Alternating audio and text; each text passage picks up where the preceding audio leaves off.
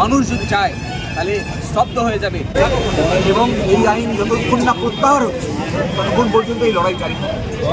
আসসালামু আলাইকুম প্রিয় দর্শক, আমি আইনাল হক মোল্লা আর আপনারা দেখছেন AHNBG টিভি।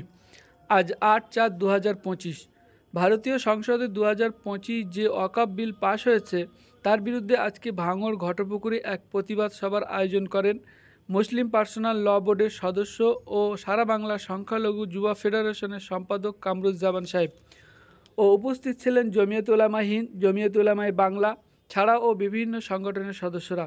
এই সভা থেকে কলকাতা হাইকোর্টের আইনজীবী ফিরদৌস শামীম বলেন, যতদিন না এই আইন প্রত্যাহার হচ্ছে ততদিন এই আন্দোলন চলবে। তিনি কি বললেন সরাসরি আপনাদেরকে দেখাবো। তারা এই সংবিধান নিরিখে দেশের আইনের নিরিখে পরিচালনা করবে, ফলে যে আইন করুক, যেভাবেই এই রাষ্ট্র পরিচালনা করুন, তাদের সংবিধান বিরোধী হয়, দেশের মানুষের অধিকার আছে তার বিরোধিতা করার আমরা চাই।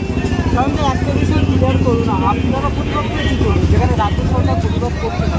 হ্যাঁ, আপনারা প্রতিবাদ করে কী করবেন যদি রাজ্য সরকার না প্রতিবাদ করে? এই অধিকার তো ভারতবর্ষের সংবিধান সরকারকে দিয়ে চাইছে। ভারতবর্ষের সংবিধানে আর্টিকেল 19 5 বছর পর পর নির্বাচন হয়, তার মাঝখানে এই যে 5 বছরের সময়টা, এই সময়েও আমি প্রতিবাদ করতে পারি। আর এই প্রতিবাদ করার অধিকার ভারতবর্ষের সমস্ত নাগরিককে দেওয়া আছে, কোনো সরকারকে দেওয়া নেই। সরকার নীতি প্রণয়ন করে, আর সেই নীতি যদি মানুষের ওয়েলফেয়ারের এগেস্টে হয় তাহলে সাধারণ মানুষ তার বিরুদ্ধে প্রতিবাদ করবে। তার জন্যই সংবিধান প্রণয়ন, যখন সংবিধান তৈরি হয়েছিল তখন তা বুঝেছিলেন যে এই দেশের কিছু রাষ্ট্র ব্যবস্থা দায়িত্বে কিছু লোক আসতে পারে যারা সংবিধানকে অমান্য করতে পারে, যারা দেশের মানুষের ইচ্ছার বিরুদ্ধে কাজ করতে পারে, দেশের নাগরিকের যেটা ওয়েলফেয়ার হয় তার বিরুদ্ধে কাজ করতে পারে। তার জন্যই এই অধিকার দিয়ে গেছে। আর সেই অধিকার এক্সারসাইজ করি এত লোক এক জায়গায় জড়ো রয়েছে। আপনারা বুঝতে পেরেছেন, দীর্ঘ রাস্তা জুড়ে গাড়ি বন্ধ হয়ে গেছে, কাউকে বলা হয়নি গাড়ি বন্ধ করতে। আমরা চাই না গাড়ি বন্ধ করতে, কিন্তু মানুষ যদি চায় তাহলে স্তব্ধ হয়ে যাবে। দেশ চলবে সংবিধান নিরিখে। আর দেশের দায়িত্বে যারা আছে, পরিচালনার দায়িত্বে, তারা যদি সংবিধান নিরিখে না পরিচালনা করে তাহলে দেশের মানুষ জানে কিভাবে তাদেরকে বাধ্য করা যায় সংবিধান নিরিখে পরিচালনা করা যায়। কি মনে করছেন, কৃষি কানুন যেমনভাবে বাতিল হয়েছে, মুসলিমরা আন্দোলন করে কি এই কানুনকেও বাতিল করাবেন? আপনারা কি বুঝলেন? যেভাবে রাস্তায় মানুষ নেমেছে, আগামী দিনে এই স্রোত আরও বাড়বে। হ্যাঁ, আর এই খরস্রোতা যে মানুষের ভিড় হবে, সেই ভিড়ের সামনে সমস্ত অপরাধ ধুয়ে যাবে, দাঁড়াতে পারবে না। যারা অপরাধী, যারা এই সংবিধানকে নষ্ট করতে চাইছে, সংবিধানের যে মোরেল, যে কনস্টিটিউশনাল মোরেল, সেই মোরেলকে যারা ভাঙতে চাইছে, তা এই দেশের নাগরিক ভাঙতে দেবে না। ধর্ম বর্ণ নির্বিশেষে সবাই একসঙ্গে রাস্তায় লড়বে। এই মঞ্চ থেকে ব্রিগেডে ডাক দেওয়া হয়েছে, তো আগামী ব্রিগেডের সমাবেশের জন্য আপনার ব্রিগেড নয়, সারা ভারতবর্ষ ভরে যায় এবং এই আইন যতক্ষণ না প্রত্যাহার হচ্ছে ততক্ষণ পর্যন্ত এই লড়াই জারি থাকবে।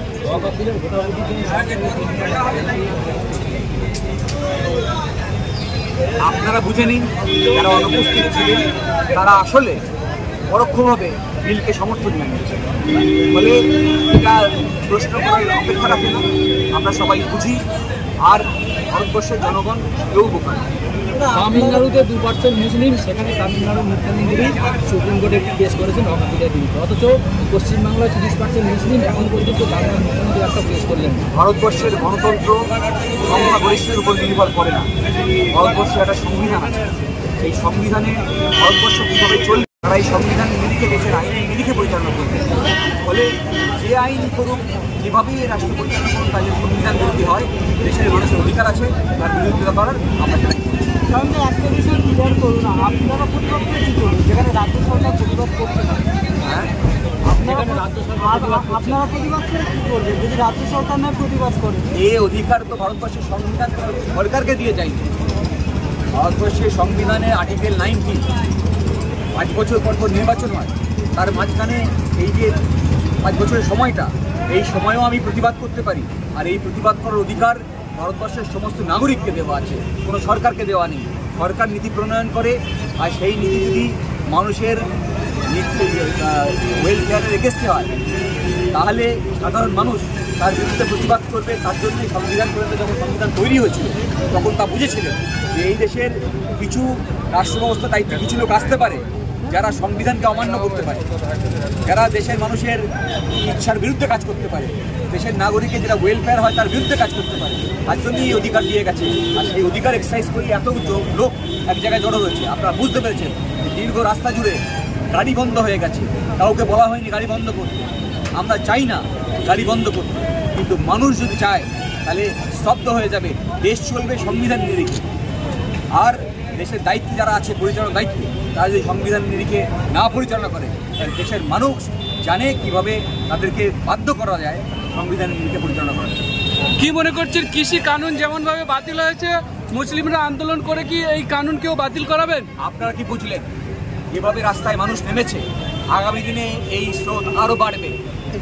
হ্যাঁ, আর এই খরস্রোতা যে মানুষের ভিড় হবে, সেই ভিড়ের সামনে সমস্ত অপরাধ ধুয়ে যাবে, দাঁড়াতে পারবে না।